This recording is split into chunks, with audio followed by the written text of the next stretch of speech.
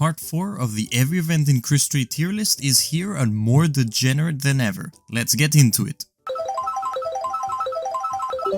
The Blarms Saga is overall a pretty decent saga with the most explosive ending by far. It starts off in late 2014 while everyone else was posting political concerns on Facebook. Chris decided that the most important cause of the time was protesting Sega's decision to make Sonic's arms blue, as opposed to the usual tan color in Sonic Boom, their latest non-canon game in the series. Chris was so passionate about this supposed defamation of his favorite video game character that he went so far as to write an incoherent rambling letter to Sega, throw tantrums about it on Facebook, threaten the lives of Sega employees, send shitty glitter bombs to Sega America headquarters, and even physically assault retail staff. His angry, incoherent letters to Sega clearly show that Chris's prolonged estrangement from reality could reach new heights, and that concepts such as civility, moderation, and channeling anger in any way that doesn't involve ranting like a child, throwing a tantrum, are by now completely alien concepts to Chris, or at least go out the window whenever he's annoyed. Unfortunately, unlike previous bouts of anger, where Chris would film himself or take to social media to rage at his target, in this instance, he decided to take hands-on approach to it by vandalizing copies of Sonic Boom wherever he saw them. When a GameStop employee rightfully tried to make him leave the store, he agreed to walk out, but only after brandishing his can of mace and spraying it at one poor employee's shirt. By the way, Chris actually ended up owning a copy of Sonic Boom not too long after these events, which just makes everything much funnier. I think that this saga really showed the world how unstable Chris is as a person and how much he overreacts over the most minute detail, which for me earns its placement in the good tier.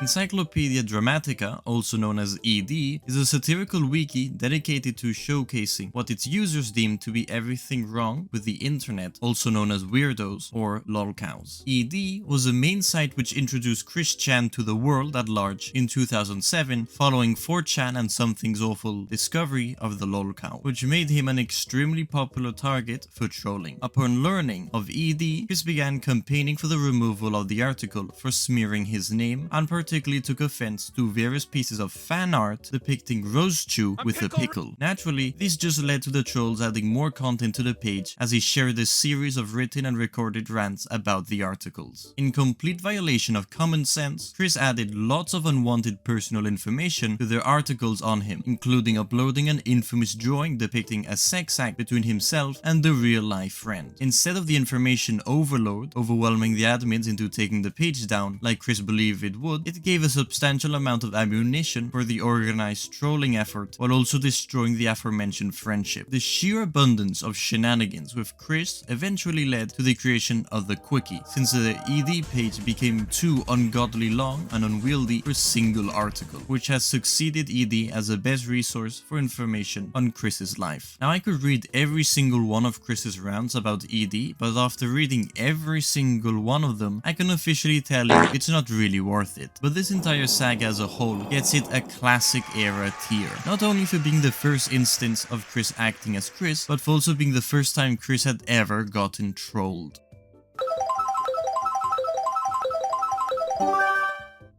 Parappa the Rapper is a video game about a rapping dog named Parappa. In 2007, Chris entered a contest called Chop Chop Master Onion's Rap Showdown, put on by Sony to promote a new Parappa game. Chris wanted to win the contest in order to take Megan Schroeder to Seattle and finally gain some of that desired sweet, sweet China. Unfortunately for him, he was cock-blocked by Adam Stackhouse's accidental trolling and became very angry.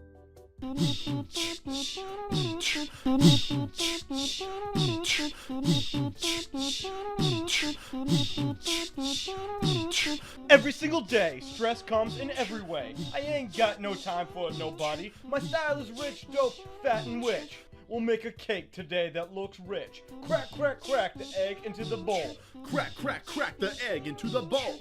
M-I-X the flour into the bowl. Which, by the way, in Adam's defense, his video is pretty solid. Note that this was recorded and edited in 2007. Following his loss, Chris proceeded to upload the absolute hard rage, which is CWC is Angry, where Chris decided to be a good sport and make a video to congratulate Adam Stackhouse on his victory. In it, Chris is off screen for most of it while he uses a Megatron pistol to shoot at and reload at the picture of Adam over and over again. It should be noted that Chris said afterwards that the fan should leave Adam alone and that he was forgiven, so take from that what you will. Here's an extra wholesome bonus fact. Chris and Adam actually met during a convention and actually hugged, so that's pretty cool. For me, this saga deserves a golden age placement. Good job, Adam Stackhouse.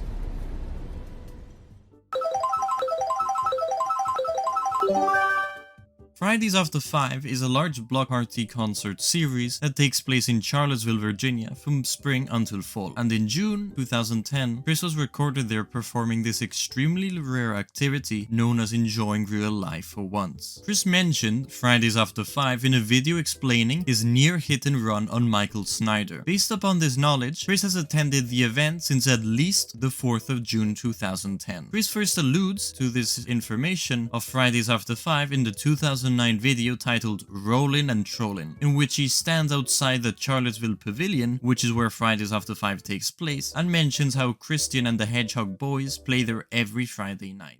Alright, we're coming to you live from Quickville today. We're over at the Quickville Pavilion. The Hedgehog Boys and Master Christian Mayor, they perform here every Friday night, and it draws a crowd. It's very good, you know. This gets me some business.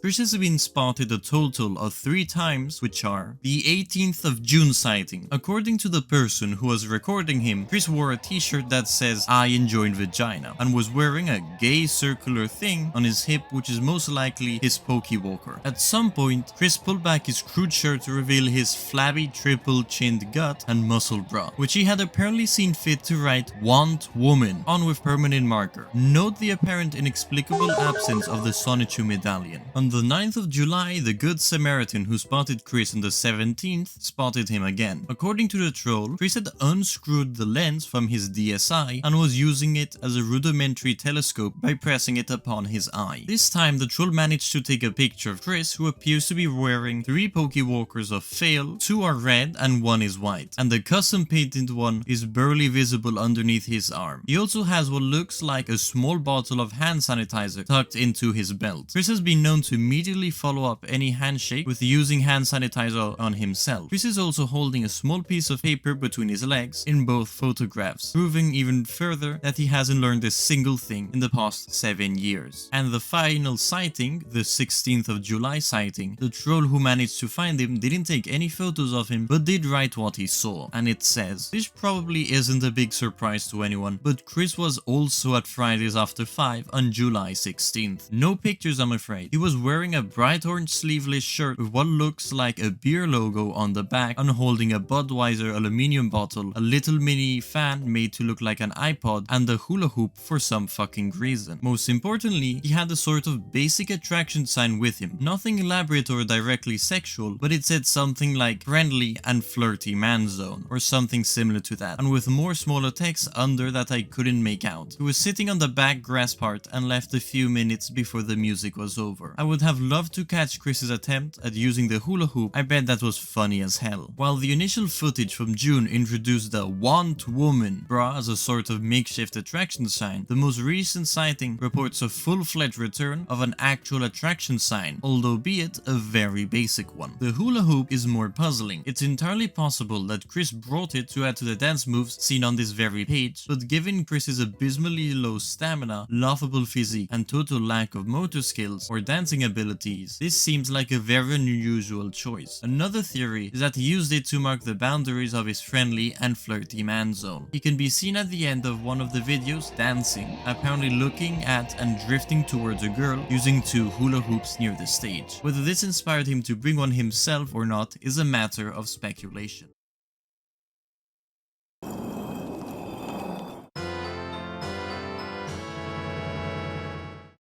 And that brings us to the end of part 4 of this wretched series. If we reach a total of 50 subscribers, I will... Guys, subscribe if you actually enjoy my content, not because I hold hostage part 5 of this series. And with that, I end the video. See ya!